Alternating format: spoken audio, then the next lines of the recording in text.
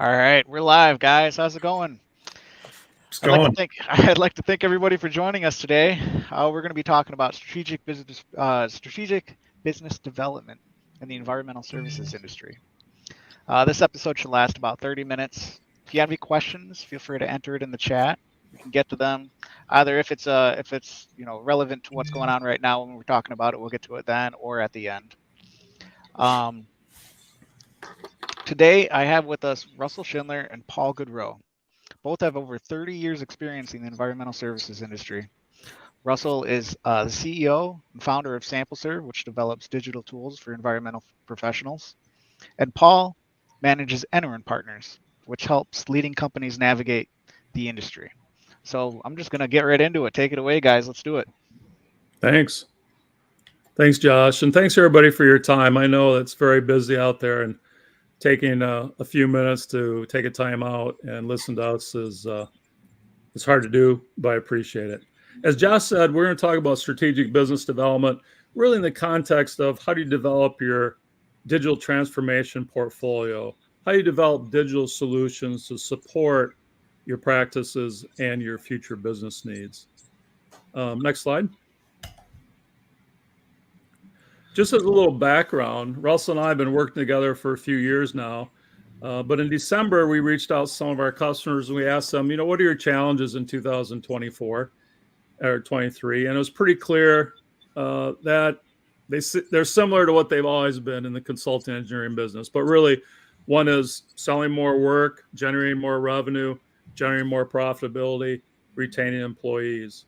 And so we thought, how do we support that as a technology company? How do technologies help environmental consulting engineers, the leadership, the management team, really, achieve some of their goals in these areas?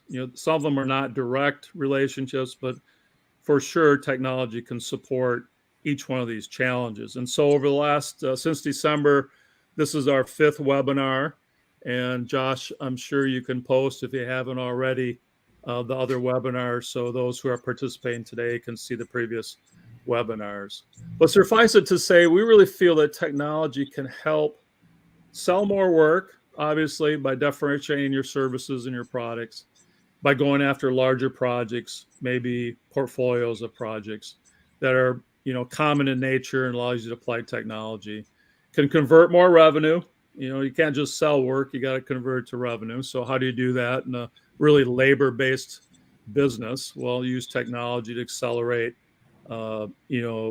realizing those revenues through processes and procedures that might be routine and can be done more quickly using technology. Enhancing profitability, it's all about labor margin, taking labor out, replacing with technology. And then lastly, employee satisfaction. People come to work to be efficient and effective. They don't come to work not to be. And so we think technology, again, can affect each one of the business challenges that most of the industry faces in some way, shape, or form. So we want to talk about today is then, okay, fine, Paul, but how do you build that digital portfolio? And that's what we want to chat about. Next slide. So I like to boil it down. I'm a geologist, so I got to keep it real simple. No offense to other geologists, but I'm in that peer group. So, when I look at taking action now, if you believe that technology can affect positively your business in multiple ways, how do you build that technology? This morning I was at a friend's house who's tearing out a kitchen, right? And I was helping them tear out the kitchen. And you need a pry bar, a drill, a screwdriver, a wrench, a hammer. You need certain tools to be effective in that job. You can't take out cabinets with your bare hands, and I can anyways. But you need tools, right, to really be effective in what you're doing. Same thing applies here in the consulting industry. So how do you do that? How do you build that portfolio? So number one, I would suggest it's about really creating the digital tools, the transformation, the technology that you're going to adopt in your business as a priority. And that really comes through a strategic planning process, which we'll chat about. Second thing is, it can be complicated to deploy technology in even the smallest organization.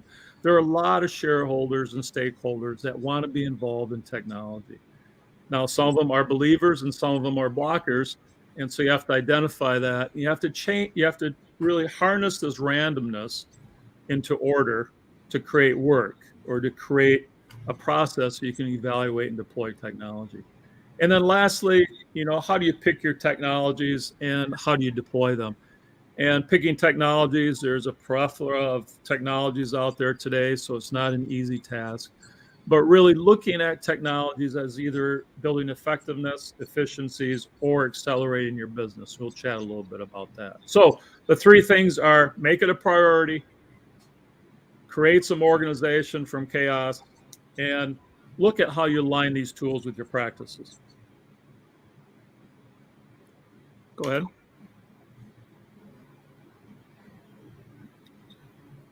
So the first step, strategic imperatives. Everybody has a strategic planning process in their business, I assume. This is one that I've worked with some of our clients on, but it can be anything really. But looking at how those uncontrollable factors might influence your business, the mega trends. What is that's out there in a macro environment that's going to potentially affect your business either in a positive way or a negative way? Take those mega trends and figure out how, if they do affect your business, how will they? What are the likely outcomes?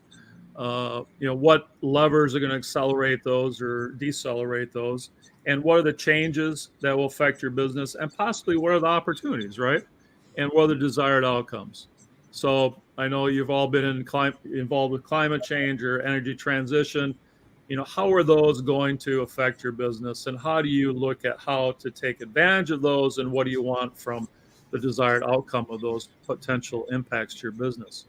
So in order to create a business that can be responsive to the mega trends and potentially take advantage of those impacts to your business, it's likely you're going to create some strategic imperatives. What are those things over the next 3 to 5 years we need to do as a business to be prepared for those changes or to leverage those changes into a positive business performance?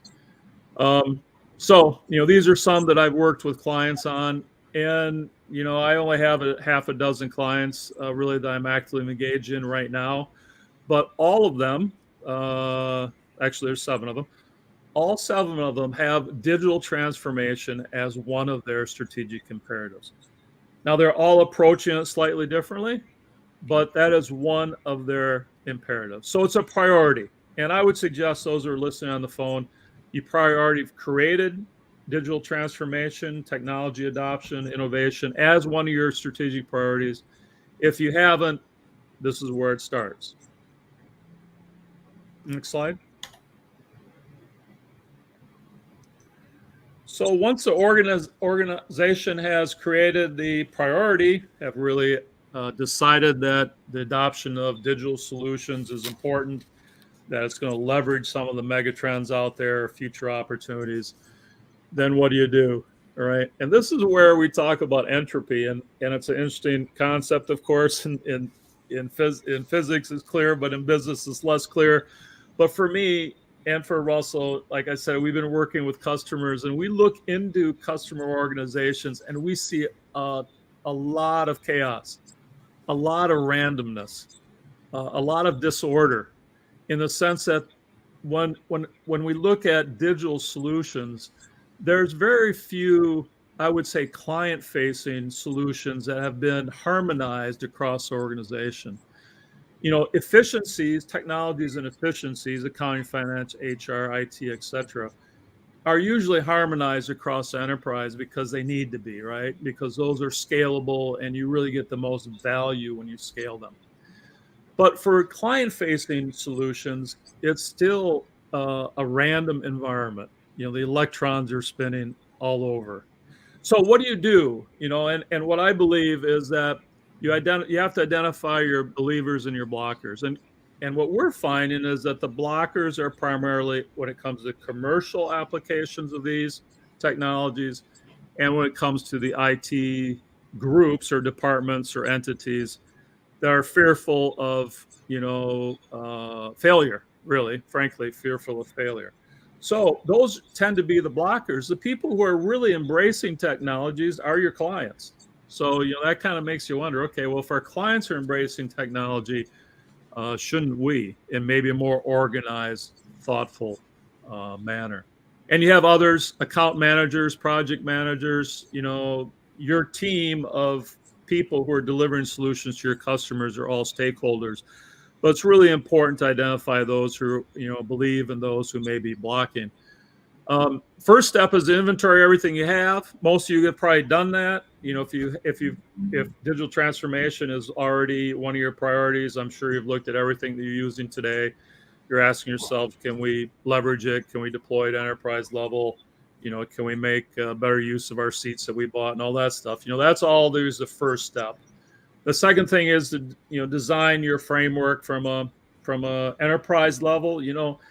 The digital solutions today are very unique in the sense that you don't need to apply every solution the same to every business case. The solutions that are out there are much more flexible and agile in the way you apply them. And so, do you want strictly an enterprise level deployment framework, or do you want to have a mixture of local deployments with multiple tools, with an interface and some sort of integration at the enterprise level? Those are all kind of questions you need to make up and decide on before you proceed. Develop an adoption process. You want to be able to figure out how you take in technologies, how you look at them, what type of pilots you do, how you deploy them, so on and so forth. There's a big process behind that. And then report your progress to the organizations. Report your successes. Clients will love it. You'll probably win more work by having more unique solutions out in the marketplace, differentiated service. You might achieve better profitability. There's all those things that I think you can report on if you are part of that digital solutions team or transformation team. So organize.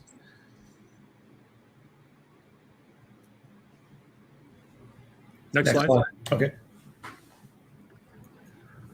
So prioritize, organize, and deploy. So we talked a little bit about a digital adoption process. I find that a lot of companies don't have this process, and it's a struggle really to even to become aware of all the digital solutions that are out there in the marketplace, let alone evaluate and deploy, right?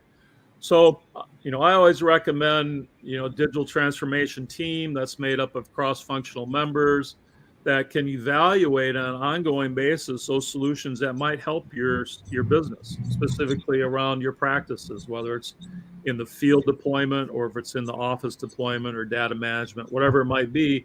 What are those solutions that are out there, right? That's number one. Number two is, how do you evaluate them based on your business needs or your practice areas? How do you test them? And then, how do you align them with your practice needs, your client needs, and your commercial needs?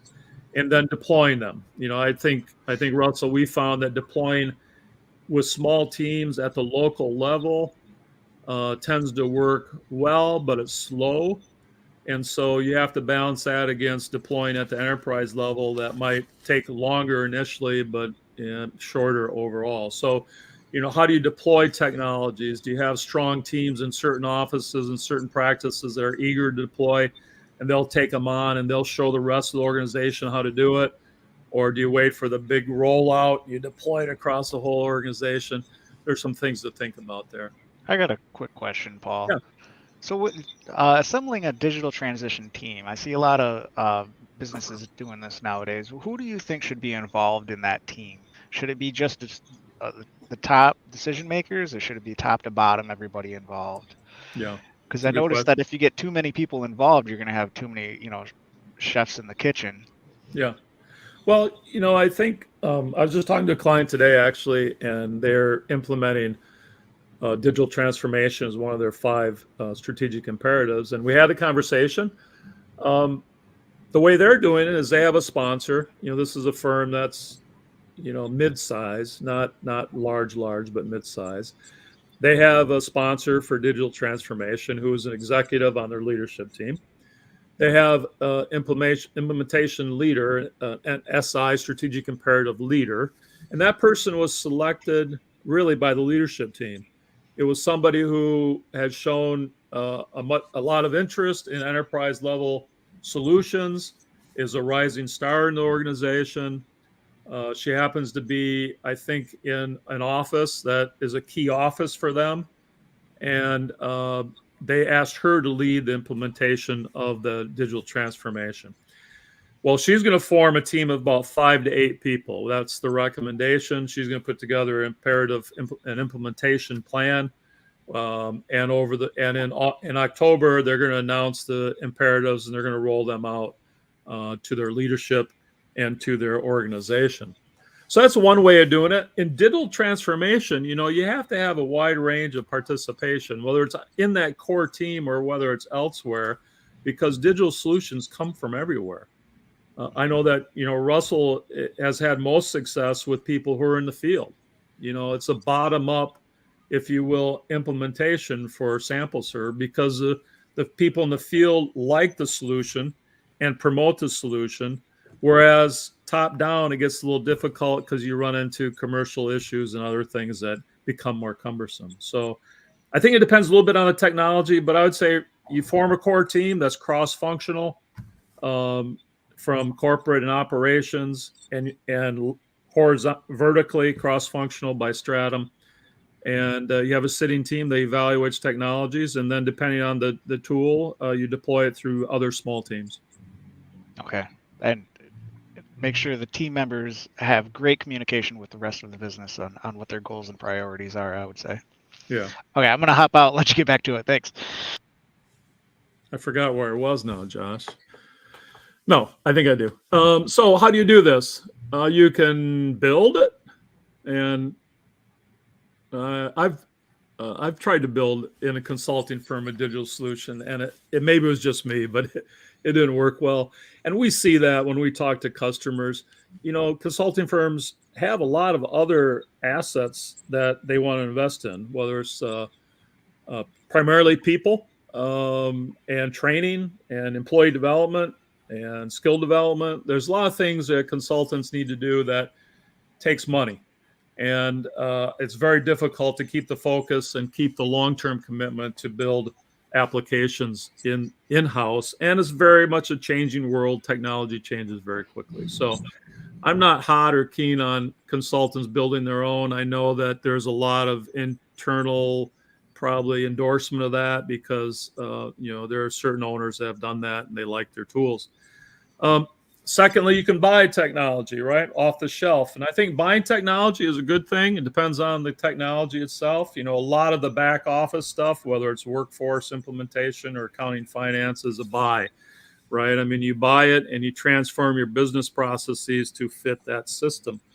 And, there's some customization and some working that can be done to accommodate your business processes. But generally, you change your business processes to fit the system.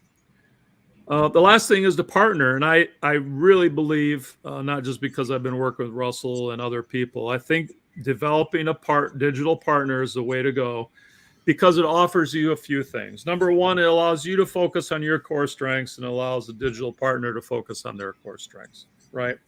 You can leverage the intellectual property and the assets of both parties to create a system that can provide a differentiated service in the marketplace, right? Which means let's work together to accommodate a solution that will go to market that will differentiate you from your competitors. And I think you don't get that as effectively by building it. You might get it, but not as effectively. And you certainly don't get it by buying because you have to fit the mold, which means you're no longer differentiated, right? So I recommend to all my clients that if they have an adoption process, they have a digital transformation process where they can evaluate different solutions, evaluate your partner who's offering those solutions. Are they collaborative? Can they focus on the outcomes? Do they have the horsepower? Are they committed?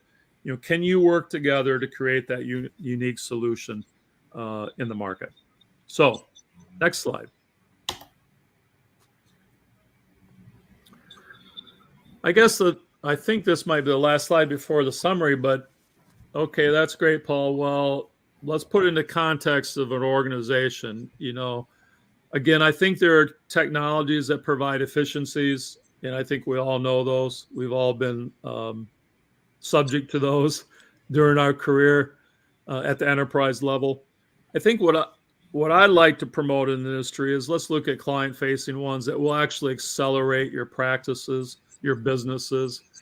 So for water resources, what are those things? What are those digital solutions that are going to uniquely qualify you to propose on the next opportunity? Is it a flood management program? Is it a groundwater freight and transport program? Is it some, stormwater, automated stormwater technology that will help you predict from weather forecasting whether the near-term event's going to be managed correctly? There's a lot of technology that can be applied through your services or your practices.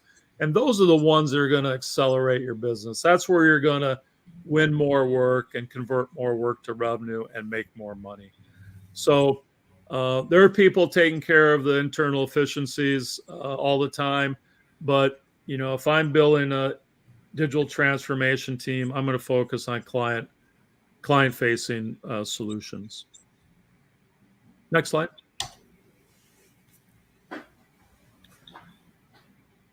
So I think this is a summary before I turn it over to Russell to chat a little bit about SampleServe. But, to summarize, prioritize your digital transformation, your organization. Maybe you've already gone through some strategic planning. Maybe it's just very clear to everybody that's the way of the future and you need to get busy.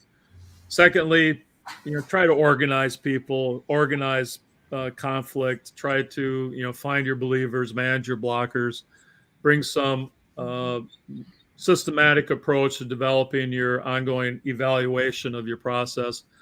Align your tools with your practices. Your primary markets. There might be markets, client markets, or practices that you need to align your tools with.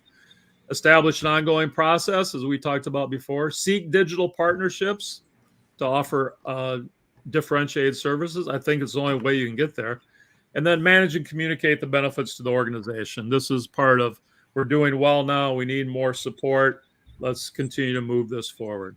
And what Russell and I find a lot of, this is a clip art that we probably put in every one of our presentations, but we talk to people that are just too busy doing it the old way to really adopt technology. So some of this is just creating space, creating latitude, empowering employees, but it's really about being sure that you can bring these solutions into the workplace or into the organization, and they'll be looked at, they'll be deployed and integrated into your core business.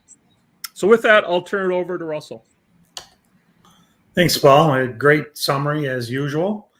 So SampleServe is a software company that has developed numerous products for the logistics of collecting samples and generating reports. That's the best way to describe it, is getting that sample and the data to the lab, and then working with the lab to get the data back to our platform where we can generate whatever type of report that you need, all the graphics, tables, graphs, everything you might need in order to generate your reports.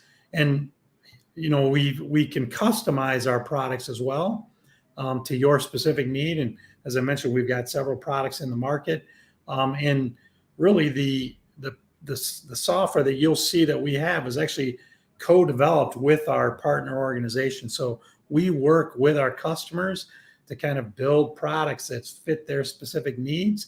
And then we're able to integrate with their platforms or their processes pretty seamlessly. So I think if you talk to any of our customers, they'll tell you that we're very responsive. If you tell us about a pain point that you have that you would like us to help solve, we can probably figure out a way to help alleviate that pain. So as I mentioned, we do have 4 products in market right now. The first one is our main one. It's one that we've had the longest, Sample ENV, and that's for groundwater, surface water, soil vapor sampling, a typical environmental sample. And that's got a mobile app that you can download from Google or Android, Apple or Android. Just go to search SampleServe and you'll see the field app in there. And then that actually prints labels in the field right at the time of sampling. So it really streamlines the whole sample collection process. Then our second product is a sister product to the Sample ENV, Sample Log, and that's for the laboratory to use to receive those samples straight from our application. So they kind of work in concert. They both serve the specific user and the use case for those users. And then our third product is Sample H2O. It's a software specifically designed for sampling drinking water. It's really easy to use. We white label this product to a particular laboratory, so you may have used it without knowing that it was a SampleServe product because we allow the users to put their logo on that product. But it does really streamline the sample collection and reporting, for drinking water sampling. And then our last product, Sample SWR, is a product for testing sewer systems for the presence of COVID, flu, monkeypox, polio, whatever you want to test for, anything that's got DNA in it. You sample the sewer, you can tell whether or not anyone upgrading to that sample location has any one of these communicable diseases. And it's specifically being marketed to schools, colleges, retirement homes, public buildings where you're able to monitor the effluent of the sewer system of those buildings using a composite sampler. At the end of the day, you collect a sample, run that analysis overnight. By the next morning, you can tell whether or not there's going to be an outbreak. Gives you an early warning about 3 to 5 days earlier than normal. So anyway, those are the that's SampleServe and the products that we offer. And if you're interested in any of those, you can contact me at SampleServe.com. So go ahead, Paul. Yeah, thanks, Russell. I think the key there is that I know when I started working here, Russell, like 3 years ago, I think you had ENV, right, and log. Mm-hmm. And since then, really H2O and SWR have been created, and they've really been created from a client need. And it uses some of the same technology that you use in ENV, but only differently. And I think that's where the power of partnerships can help and really help satisfy some of the unique client requirements. So it's great. So I'll end this, and this is a slide we use for our SampleServe conversations. And, I just wanted to keep it in here specifically for SampleServe. Again, I've been working with them for 3 years, and it's been fantastic. The hesitance to adopt is pretty significant in the consulting engineering industry, and I've often wondered why, but it's very simple. I mean, some of these tools are very simple. I can understand if it's an enterprise level system and you're having to change a lot of your processes and procedures. But, for me, when I advise people looking at SampleServe, it's, understand your client's digital assets. Your clients are going to have some sort of requirement for you, or maybe not, but they probably should, of how they want their data, and so understand how they want their data, what their digital framework looks like, whether you have to create some sort of integrated solution with them or not. Secondly is challenge your work processes and develop routine activities where you can, right? Not in all places, but in some places. You can certainly develop more simplified work processes. In addition, look at your commercial frameworks. The part about technology that is often hard to communicate the value in is that technology usually takes out hours. It should take out routine hours. It should take out any redundancy or rework. It should be more accurate. It should allow you to do more for less time. And so how do you build your commercial models if they're on a T&M basis to really capture some of that profitability along the way? So the commercial models are really a challenge for us in the industry, but that can be solved. It can be solved easily. And the last thing is just, seek out and implement, client-facing solutions. We've talked about some of the efficiencies, but there are numerous client-facing solutions that can be helpful for you. And many of these can be scaled at the project level. And so the risk, is not that significant.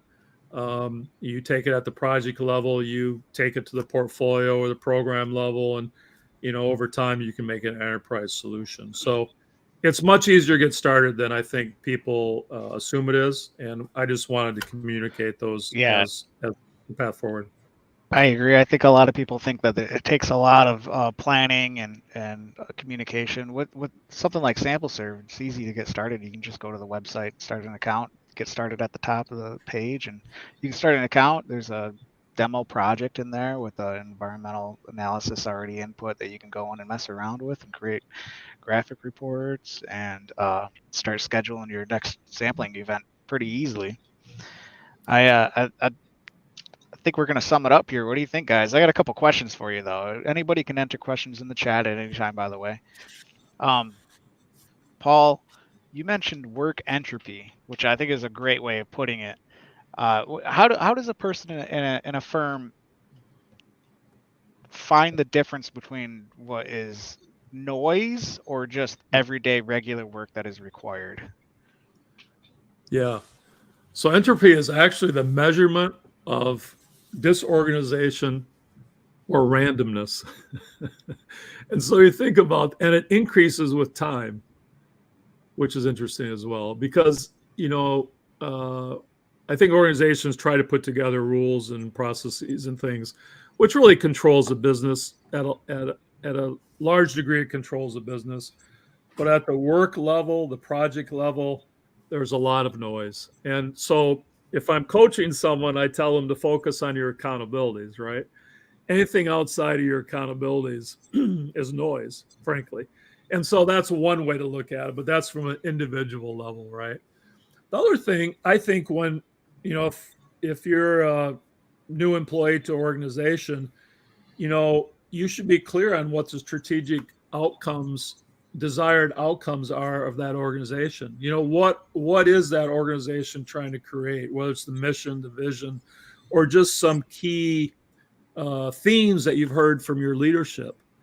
Those become more important than the rest, right? So again, going back to digital transformation, if my leadership team has said, we have a focus on digital transformation, we really want to accelerate the way we bring digital tools to our environment.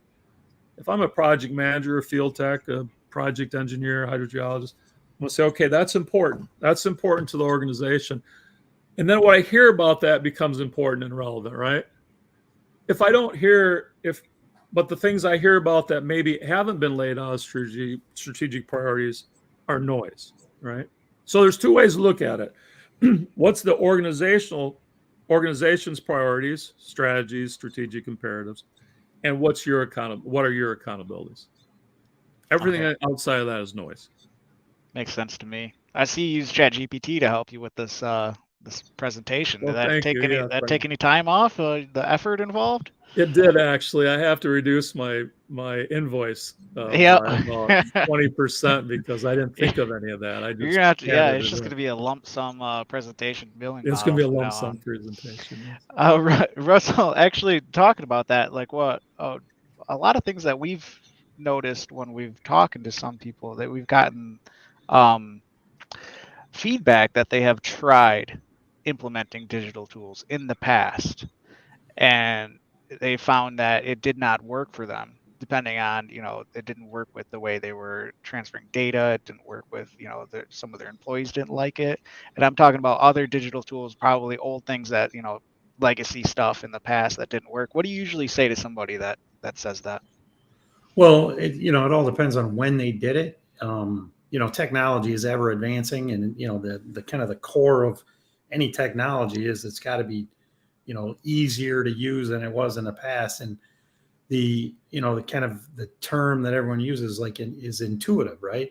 Anymore, you really don't even need instructions or manuals for software. In the past, it wasn't as intuitive as it is today. So, so that's really the big thing is if it, is really simple for the user to just look at the screen and kind of figure out just based on, click here types of buttons and stuff, where you don't have to know code or, certain procedures in order to make the software work. You just look at it and you can tell how it's supposed to work. Right. And when you talk to these transition teams, digital transition teams, what are the main goals that they're looking for to solve, and what are the pain points that they're trying to eliminate? Well, I can tell you the biggest point of resistance that we get literally on a daily basis is the fact that, technology doesn't necessarily fit into their business model, right? I mean, because if your business model is time and materials billed by the hour, and it takes you 3 days to, complete the graphics that you see behind me here. And then I come in and go, hey, yeah, with our software, you can get that done in 5 minutes. They think it's cool, but they also go like, well, I get paid by the billable hour. Like, what do I do for the other 2.9 days? And so that's really the biggest point. They've got to, and they may not be in a position to, influence the company's business model. And so they're like, look, I don't really want to adopt this thing because it's going to affect my billable hours. So that's kind of the biggest pushback I get. But not everybody sees it that way. Some people obviously are, they have more foresight than others, and they see like, okay, well, the advent of Chat GPT and everything you hear about it and how it's able to, write entire novels in just a few seconds, or a Paul presentation, or a Paul Goudreault presentation on digital stuff. So it does a lot of work for you now, and I think. Of recent, we've really seen kind of more of a surge, and surge is the right word, towards digital transformation, because people are starting to realize like, oh, this digital stuff isn't going to go away. I better get on board before it's, too late, before I've lost market share, before I'm too far behind the adoption curve. So. Right. And yeah, one of the biggest motivators, I imagine when they see other firms implementing these type of business models. Right. We're a little past 35 minutes, so I think we're going to sum it up here. I think our next episode should probably just be us talking for the rest of the whole time. I think we could probably go on about 3 more hours about this subject, Paul and Russell. And it's very interesting. I think people are ready to hear it and understand it. Keep a lookout for our next webinar series coming out. We will be hosting another series of webinars going over the ease of SampleServe implementation and essentially going in and showing you how it's done, showing you how easy it is. So keep a lookout for that. And thank you guys for joining us today. You can go back and share this, watch it again. The link is going to always be live, so you can share it with anybody you know. And thank you. Thanks, guys. Thank you. Thank you. Bye-bye. Bye.